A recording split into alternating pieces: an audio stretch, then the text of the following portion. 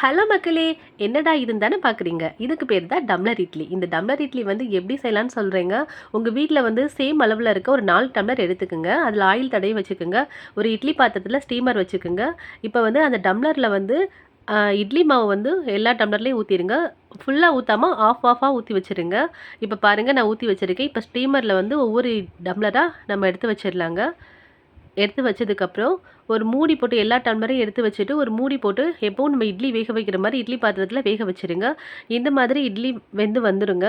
இப்போ வந்து ஒரு பிளேட்டில் வந்து ஆறின இட்லியை தட்டி விட்டிங்கன்னா அதுவே அழகாக வந்து நமக்கு நல்ல சேஃபில் வந்துடும். பாருங்கள், சேம் அப்படியே டம்ளர் சேஃபில் நமக்கு இட்லி கிடச்சிருச்சுங்க.